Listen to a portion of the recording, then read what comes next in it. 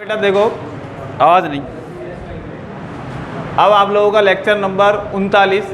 पिछले में आप लोगों ने 38 के अंदर वीबीटी के बारे में पढ़ा था और वीबीटी के अंदर बेटा आप लोगों ने समन्वय संख्या 4 और समन्वय संख्या 6 के आप लोगों ने एग्जाम्पल लिए थे।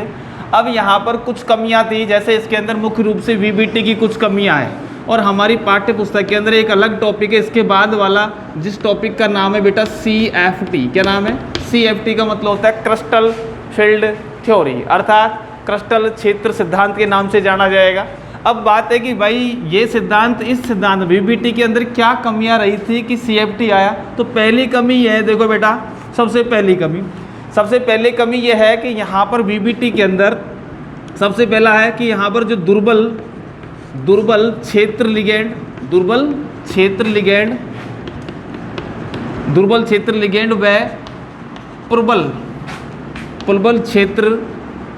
लिगेंड क्या है, इसके बारे में नहीं बता सका। कहने का मतलब है कि मुख्य रूप से ये बात है कि कब आंतरिक चक्रण संकुल बनेगा और कब बाह्य चक्रण संकुल बनेगा, तो ये इस वीबीटी इसको मुख्य रूप से स्पष्ट नहीं कर सका। कहने का मतलब है कि यहाँ पर हम कह सकते हैं पहला पॉइंट में आंतरिक चक्रण संकुल या अपन कह सकते हैं बेटा, क्या कह सकते हैं, अंदर वाले को क्या बोलोगे, निम्न चक्रण संकुल, या फिर अपन कहेंगे बेटा आंतरिक के बाद क्या आएगा, बाह्य चक्रण संकुल का निर्माण कब होता है, कैसे होता है, तो इसके लिए वीबीटी क्या रहा है बेटा, मौन रहा, ये बिल्कुल नहीं बता सका। नंबर दो की बात करें तो किसी भी संकुल के रंग के बारे में, कहने का मतलब है किसी संकुल का रंग लाल है, पीला है, हरा है, नीला है, किसी भी संकुल का जो रंग है, संकुल के रंग के बारे में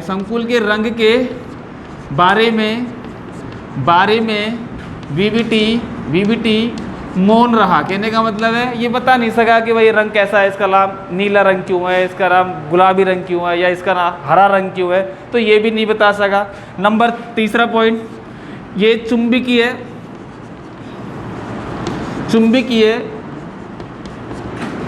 गुण का सही आकलन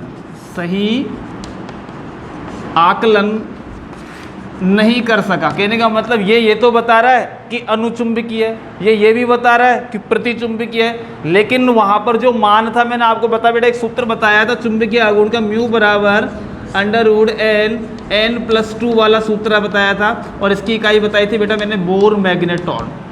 तो ये जो सूत्र है वो CFT बताता है, ना कि वीबीटी बताता है। समझ भाई? तो पहली बात समझेगा, चुंबकीय गुण का सही आकलन नहीं करना कौन, यहाँ पर जो वीबीटी है चुंबकीय गुण के बारे में बिल्कुल सही नहीं बता सका। जब सही नहीं बता सका तो इसका मात्रात्मक आकलन आएगा ही नहीं। जब मात्रात्मक आकलन नहीं आया तो इसलिए वीबीटी यहाँ पर भी क्या रहा बेटा, मौन रहा। दूसरी बात है कि कोई भी संकुल ऊष्मागति की रूप से कब स्थायी होता है, कोई भी संकुल क्या, चौथी बात क्या है, कोई संकुल क्या, ऊष्मागति, कोई संकुल ऊष्मागति के आधार पर कब स्थायी होता है। कहने का मतलब है कि कोई संकुल है, स्थायित्व किसका अधिक है, कम है, या इसका स्थायित्व क्यों कम है, क्यों ज़्यादा है, इसके बारे में भी वीबीटी क्या रहा बेटा, मौन रहा। तो मुख्य बात समझ लो, दुर्बल क्षेत्र लिगेंड व प्रबल क्षेत्र लिगेंड के बारे में नहीं बता सका कि यहाँ पर कब आंतरिक चक्रण संकुल बनेगा और कब बाह्य चक्रण संकुल बनेगा। अब मैंने आप लोगों को जब वीबीटी बताई थी तो कुछ लिगेंड्स दुर्बल क्षेत्र के बताए थे। दुर्बल के अंदर मैंने आपको F बताया था, Cl बताया था, Br बताया था, I बताया था, H2O बताया था। यहाँ पर ऑक्सिलेटो की बात करें -2 वाला भी, तो ये तो बेटा दुर्बल क्षेत्र लिगेंड है। क्या है बेटा, ये दुर्बल क्षेत्र लिगेंड है। और प्रबल क्षेत्र के अंदर मैंने आपको बताया था कौन कौन सा एग्जाम्पल, जैसे CO बताया था, NO2 बताया था, NH3 बताया था, एथिलीन डाइअमीन बताया था। ये कुछ एग्जाम्पल है जो प्रबल क्षेत्र के। अब प्रबल क्षेत्र के मैंने आपको बताए तो यहाँ पर तो बना था क्या बेटा, आंतरिक चक्रण संकुल, अर्थात अंदर का डी कक्षक काम आया। अंदर का डी कक्षक को क्या बोलोगे बेटा, N-1 एनडी कक्षक इसको बोलोगे आंतरिक, जिसके अंदर जो संकरण होगा DsP प्रकार का होता है। और जब आप लोग कहते हो ये वाले लिगेंड्स उपस्थित होते हैं तो उस कंडीशन के अंदर यहाँ पर कौन सा कक्षक काम आता है, बाह्य एनडी कक्षक काम आएगा। जब एनडी कक्षक काम आता है तो वो कहलाता है बेटा बाह्य चक्रण संकुल। तो ये दुर्बल क्यों है, ये प्रबल क्षेत्र के लिगेंड्स क्यों हैं, इन सब के बारे में VBT क्या रहा बेटा, मौन रहा, नहीं बता सका। तो ये कुछ कमियां हैं, पहले ज़्यादा कमियों को तो अपन को नहीं करना। ऊष्मागति के आधार पर कौन सा संकुल कब स्थायी होता है, क्यों होता है, ऐसा नहीं बता सका। दूसरी बात कि जब ये लिगेंड्स बनते हैं तो यहाँ पर कौन सा पद इस संकुल का स्थायित्व अधिक बताएगा। कहने का मतलब है कौन सा पद धीमी गति से संपन्न होने वाला है, इसके बारे में भी VBT क्या रहा बेटा, मौन रहा। तो यहाँ पर कुछ कमियाँ हैं VBT की, ज़्यादा कमियाँ तो लेंगे नहीं तो बुरा मानेगी VBT अपने। समझ में आ रही है बात, बहुत कमी हो गई। अब अगला जो है इनको, इस VBT की कमियों को दूर करने के लिए, VBT की कमियों को दूर करने के लिए जो अगला सिद्धांत आया उस सिद्धांत का नाम है बेटा CFT। क्या नाम है, CFT। और CFT का मतलब होता है क्रिस्टल फील्ड थ्योरी, और हिंदी में बोलेंगे इसको क्रिस्टल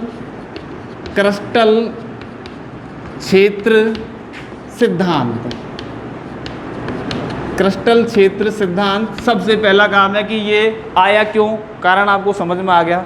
इसके अंदर पहला बिंदु है कि इसकी खोज करता सन 1929 के अंदर इसकी खोज बैथे नामक वैज्ञानिक ने की थी। बैथे ने की थी। सबसे पहली बात तो ये है, CFT की खोज किसने की थी, सन 1929 में बैथे नामक वैज्ञानिक ने की थी। ठीक है, दूसरी बात सुनो, इसके अंदर जो दूसरा बिंदु है मैं पहले समझा देता हूँ। यहाँ पे सेकंड बिंदु, इसमें क्या वाला, मुख्य रूप से केंद्रीय धातु परमाणु, केंद्रीय धातु परमाणु जो धातु होता है वो आयनिक अवस्था में। कहने का मतलब है क्या, माना केंद्रीय धातु परमाणु को एक गोला मानो, क्या मानो, एक गोला माना है।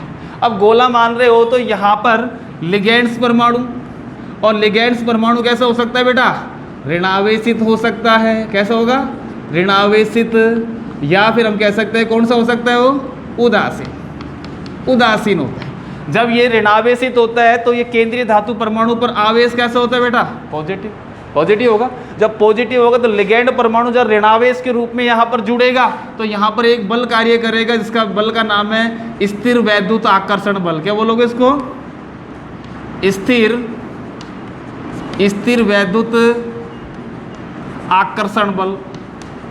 और स्थिर वैद्युत आकर्षण बल का दूसरा नाम कौन सा बंध है बेटा, उस बंध का नाम है बेटा आयनिक बंध। तो कहने का मतलब है केंद्रीय धातु परमाणु को तो एक गोला मानो, और इस गोले के संपर्क में जब लिगेंड्स परमाणु अर्थात ऋणावेशित लिगेंड आता है तो इस धातु और इस ऋणावेश के मध्य जो बंध बनेगा आकर्षण बल के कारण, इस बल को बोलोगे स्थिर वैद्युत आकर्षण बल, और बल इसके परिणाम स्वरूप जो बंध का निर्माण हुआ वो कहलाएगा आयनिक बंध। पहली बात। दूसरी बात, आप लोगों ने एक थोड़ा सा वापस पीछे की तरफ चलते हैं, VBT में ये बताया गया था कि केंद्रीय धातु परमाणु के साथ लिगेंड्स परमाणु उदासीन हो या ऋणावेशित हो, उपसहसंयोजक बंध से बंधित रहते हैं। इसके अलावा कोई नाम आया था, क्योंकि अपन जानते हैं कि उपसहसंयोजक बंध एक डायरेक्टिव फोर्स बॉन्ड होता है जो बेटा अस्थायी होता है। इस कहने का मतलब उसका स्थायित्व बिल्कुल कम होता है। लेकिन यहाँ पर कहेंगे भाई जब लिगेंड्स केंद्रीय धातु परमाणु के पास आते हैं तो प्रबल आकर्षण बल से बंधित रहते हैं, तो प्रबल बंध से बंधित रहेंगे तो उनके मध्य बंध होगा कौन सा बेटा, आयनिक बंध। दूसरी बात, यदि उदासीन परमाणु यहाँ पर आक्रमण कर रहा है तो अपन जानते हैं उदासीन परमाणु के पास क्या होता है बेटा, लोन पेयर है, और लोन पेयर के कारण यहाँ पर कौन सा बल कार्य करेगा, द्विध्रुव कहने का मतलब द्विध्रुव आकर्षण बल कार्य करेगा, और इस द्विध्रुव आकर्षण बल का मान भी क्या होता है बेटा, अधिक होगा। अधिक होने के कारण कहने का मतलब सबसे पहली बात है, पहला पॉइंट यह होगा नंबर 1। नंबर 2, केंद्रीय धातु परमाणु के पास, ये बिंदु है इसके बेटा, केंद्रीय धातु परमाणु के पास लिगेंड, ये कैसा हो सकता है, ऋणावेशित, या कैसा हो सकता है बेटा, उदासीन, स्थिर वैद्युत आकर्षण, स्थिर वैद्युत आकर्षण बल, या उदासीन की बात कर रहा हूं, या देवध्रुव आकर्षण बल से बंधित रहता है। पहला काम बोले, इसमें कोई दिक्कत आएगी क्या? क्योंकि अपना पहला बिंदु यही हुआ, बीबीटी को छोड़ो, अपन तो नया केंद्रीय धातु परमाणु के पास लिगैंड ऋणावेशित भी हो सकता है और उदासीन भी हो सकता है। उदासीन के अंदर जैसे H2O है, अमोनिया है, समझ में आई। ऋणावेशित अपने बहुत सारे हैं, जिसके अंदर एक दंतु को, द्विदंतु को, या फिर त्रिदंतु को, या फिर बहुदंतु को, कोई सा भी ले लो। तो यदि ऋणावेशित वाला है तो स्थिर वैद्युत आकर्षण बल से बंधित रहेगा, और यदि उदासीन है तो वो द्विध्रुव आकर्षण बल से क्या रहता है? बंधित रहता है। तो पहला बिंदु, पहला तो है खोज करने वाला, दूसरा बिंदु ये है। तीसरा बिंदु सुनो कि अपन जानते हैं कि बेटा केंद्रीय धातु परमाणु के पास रिक्त डी कक्षक होते हैं, और रिक्त डी कक्षक सभी की जो ऊर्जा है, सभी की ऊर्जा क्या होती है बेटा? समान होती है, इसलिए इनको अपभ्रष्ट या समभ्रंश कक्षक बोला जाता है। क्या बोलेंगे? डीजनरेट ऑर्बिटल के नाम से जाना जाएगा, अर्थात इनकी जो ऊर्जा है लगभग समान रहती है। समझ में आई? तो कहने का मतलब है, तीसरा पॉइंट क्या है? केंद्रीय धातु परमाणु के पास रिक्त डी कक्षक होते हैं। ये मैं आप लोगों को CFT के कुछ पोस्टुलेट अर्थात अभिग्रहित बोल रहा हूँ, और इन अभिग्रहितों को आप लोगों को ध्यान में रखना है। ऐसे ही एग्जाम में कभी नहीं पूछता कि इसके अभिग्रहित लिखो, ऐसा कुछ नहीं होता। आपको इनको ध्यान रखना है ढंग से कि इसमें क्या क्या होता है बिंदु। अगला तीसरा पॉइंट क्या है? केंद्रीय धातु परमाणु के पास रिक्त डी कक्षक होते हैं। कोई लिख दोगे आराम से, कोई दिक्कत थोड़ी आएगी, होते हैं इसमें क्या? समझ भाई? केंद्रीय धातु परमाणु के पास रिक्त डी कक्षक होते हैं। ये कौन सा पॉइंट हो गया? नंबर 3। नंबर 4, केंद्रीय धातु परमाणु के पास सभी रिक्त डी कक्षक की ऊर्जा लगभग बराबर होती है, इन्हें समभ्रंश कक्षक बोलते हैं। समझ में आई? क्या बोलोगे? केंद्रीय अगला चौथा पॉइंट क्या है? केंद्रीय धातु परमाणु के पास रिक्त डी कक्षक होते हैं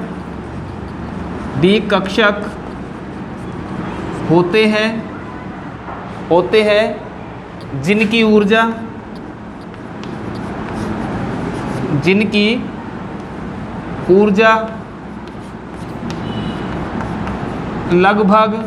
ऊर्जा लगभग बराबर होती है, उन्हें समभ्रंश कक्षक कहते हैं। समझ भाई? कहने का मतलब अगर वही बिंदु है, हालांकि कोई कुछ नहीं है। इसके अंदर क्या है? केंद्रीय धातु परमाणु के पास रिक्त डी कक्षक होते हैं जिनकी ऊर्जा लगभग बराबर होती है, उन्हें समभ्रंश कक्षक बोलोगे। क्या बोलोगे बेटा? समभ्रंश कक्षक। तो ये पहला पॉइंट हुआ, दूसरा, तीसरा और ये चौथा। फिर अगला पॉइंट देखो इसके अंदर। अगला पॉइंट ये है बेटा, चौथे के बाद इसको हटा देते हैं अभी। चौथा का मतलब छोड़ो। चौथा का मतलब है जब केंद्रीय धातु परमाणु के पास लिगैंड्स परमाणु या उदासीन लिगैंड्स जाते हैं तो ये डी कक्षकों को दो भागों में क्या कर देते हैं? विभाजित करते हैं, जिसको बोलोगे आप लोग क्रिस्टल क्षेत्र विपाटन। क्या बोलोगे? क्रिस्टल क्षेत्र विपाटन। कहने का मतलब जब, अगला पॉइंट नंबर 5, जब केंद्रीय धातु परमाणु के पास लिगैंड्स, अब लिगैंड्स में कौन सा? ऋणावेशित भी, कौन सा बेटा? ऋणावेशित या फिर उदासीन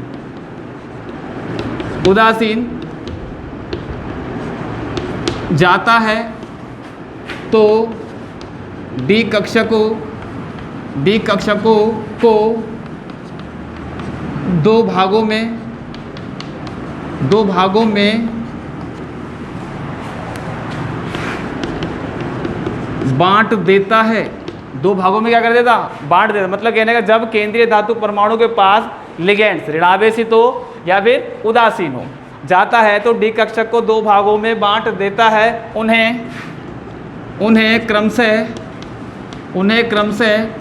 T2G व EG कक्षक, उन्हें क्रमशः T2G व EG कक्षक कहते हैं। बात समझ में आई बेटा?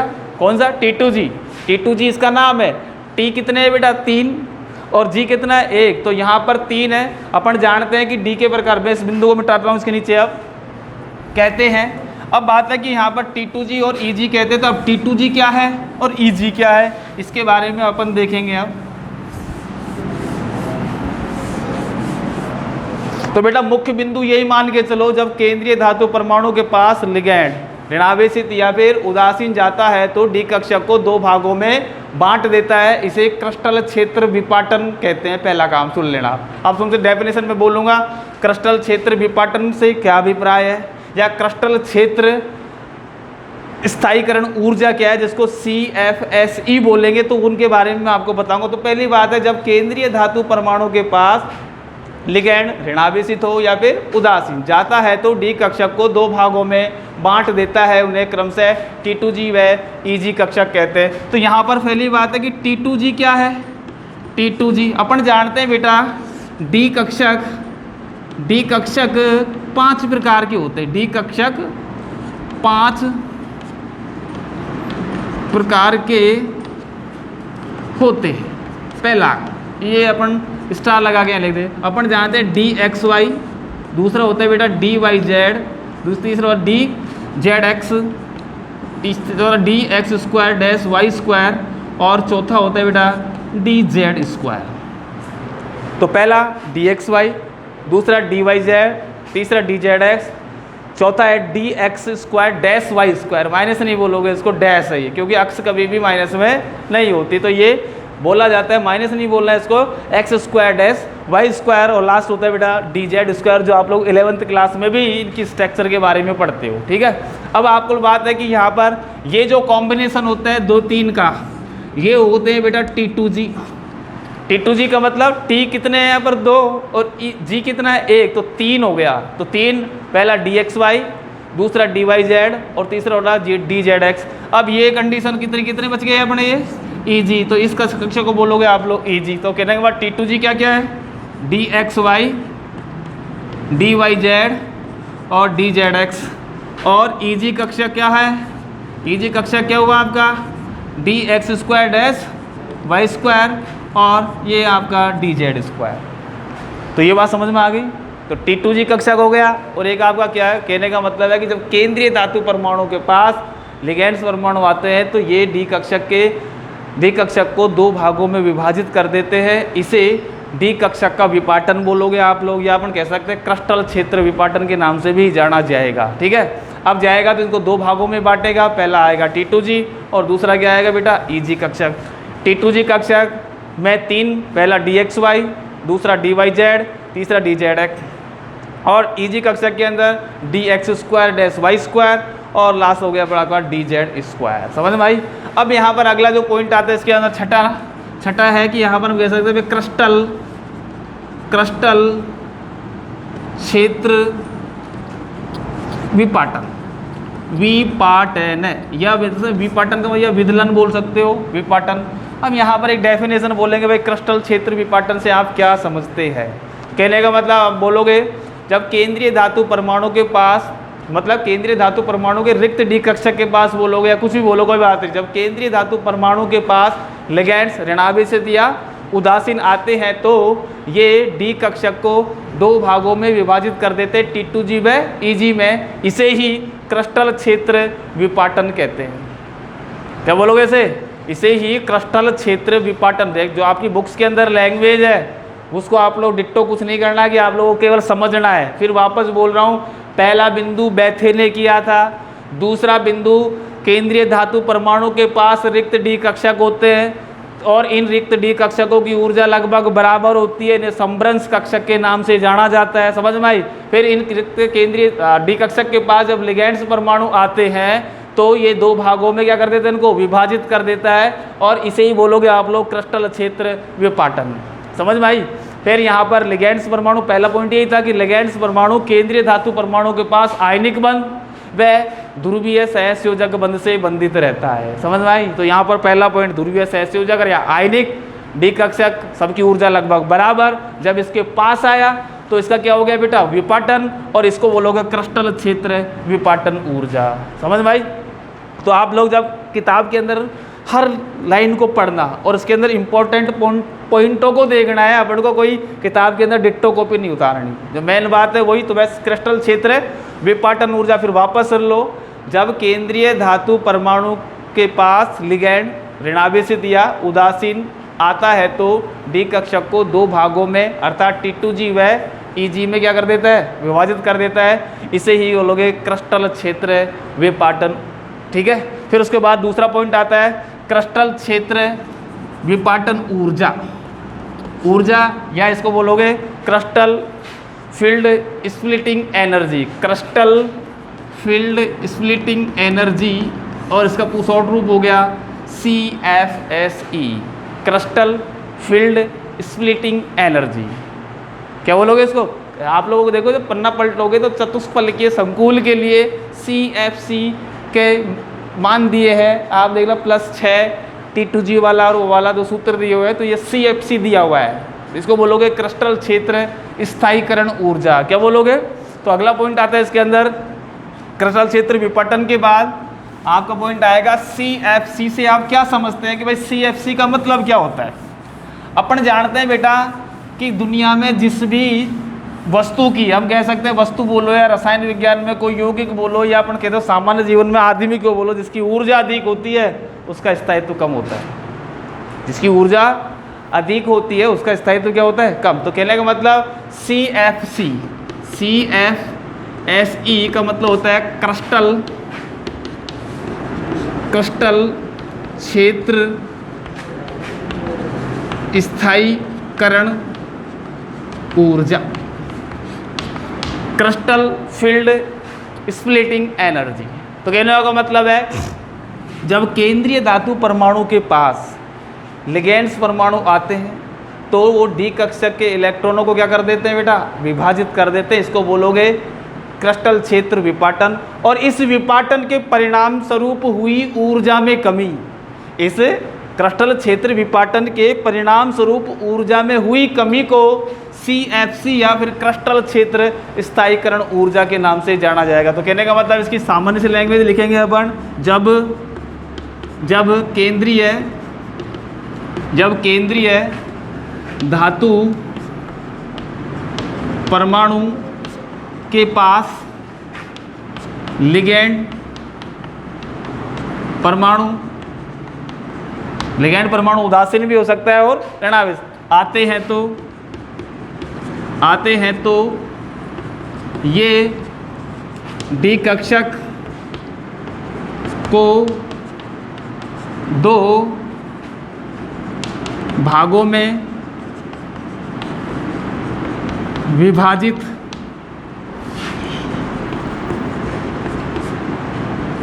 कर देते हैं। इसे क्रिस्टल क्षेत्र विपाटन कहते हैं। इसे क्रिस्टल क्षेत्र विपाटन कहते हैं और इसके परिणाम स्वरूप हुई ऊर्जा में कमी को CFSE कहते हैं। CFSE का फुल फॉर्म बताइएगा, क्रिस्टल क्षेत्र स्थायीकरण ऊर्जा। ठीक है। तो इस चीज़ को ध्यान रखना, जब केंद्रीय धातु परमाणु के पास लिगैंड परमाणु आते हैं तो ये डी कक्षक को दो भागों में विभाजित कर देते हैं या विभाजित कर देते हैं। इसे क्रिस्टल क्षेत्र विपाटन कहते हैं और इसके परिणाम स्वरूप हुई ऊर्जा में कमी को CFC या क्रिस्टल क्षेत्र स्थायीकरण ऊर्जा के नाम से जाना जाता है। तो अब यहाँ पर ये तो हो गए मुख्य रूप से ये बिंदु है बेटा, है। तो आप लोग बिंदु के रूप में पहले खोज किसने की थी, दूसरा केंद्रीय धातु परमाणु के पास लिगेंड्स परमाणु किस प्रकार से जुड़ते हैं, तीसरा सभी डी कक्षक की ऊर्जा लगभग बराबर होती है, संभ्रंश कक्षक कहलाते हैं, चौथा लिगेंड्स परमाणु यदि ऋणावेशित है तो स्थिर विद्युत आकर्षण बल से बंधित होगा, और यदि वो उदासीन है तो द्विध्रुव आकर्षण से बंधित होगा। जब ये इसके संपर्क में आएंगे तो इसको दो भागों में बांटेंगे, पहला होगा T2G और दूसरा होगा EG, ठीक है। दूसरी बात, एक कंडीशन ये। तो तीसरी बात आती है कि यहाँ पर बेटा अष्टबलिकीय संकुल के लिए, अष्टबलिकीय संकुल के लिए कहने का मतलब है कि भाई कोई भी प्रबल लिगेंड कब होता है, कोई भी दुर्बल लिगेंड्स कब होता है, तो इसका मतलब है कि जब विपाटन अधिक होता है, विपाटन अधिक है तो उसको बोलोगे क्रिस्टलीय क्षेत्र का सिस्टम है कि यहाँ पर ये प्रबल लिगेंड्स है, और जब विपाटन कम होता है तो उसको बोलोगे बेटा ये लिगेंड्स क्या है बेटा, दुर्बल है।